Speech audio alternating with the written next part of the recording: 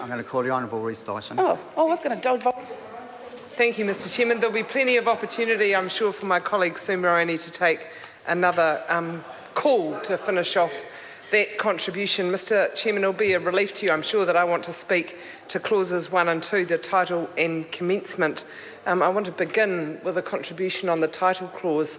An earlier contribution described the title of the bill, Returning Offenders Management and Information Bill, as a misnomer, and I think that's an entirely appropriate reference. The bill's title is wrong, it's misleading, and it's totally inadequate to describe the purpose of this bill. And I have to say that I think all members in this House would agree with the purpose of the bill. It's to make sure that New Zealanders are protected. People who are convicted of offences overseas and come back to New Zealand deserve to have a level of security around them that other New Zealanders have if they commit comparable crimes and serve sentences in New Zealand.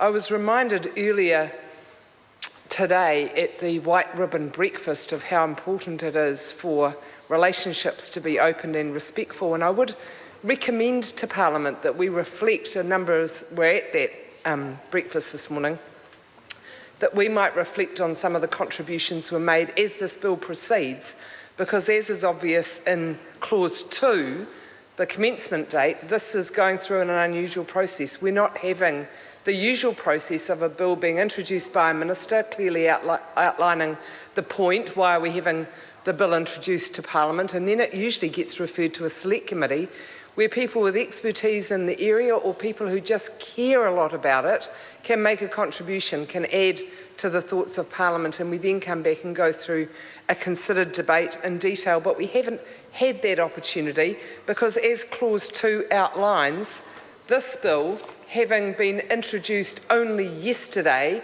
has gone through the entire process till 10 o'clock last night, starting again at 9 o'clock this morning, and will go through till midnight tonight without the opportunity for that rigour.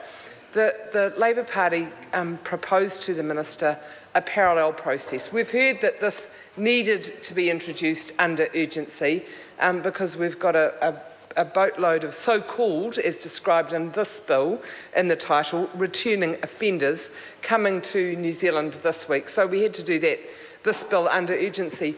Why wasn't work on this legislation commenced last December when everyone in Australasia knew that the Australian law had changed and that offenders were going to be treated differently in terms of them having to be returned to their country?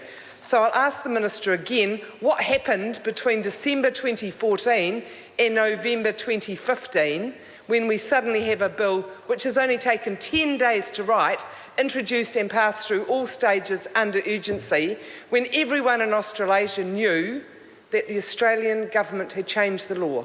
December 2014. And then in February of this year, when the then Prime Minister of Australia met with the current Prime Minister of New Zealand at the cricket, did they not discuss the implications of significant law change on New Zealand?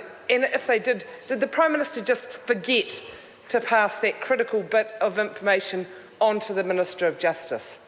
There is no explanation as to why this bill has been introduced under urgency and rushed through, and why under clause 2 we're going to see it coming into force the day on which it receives the royal assent.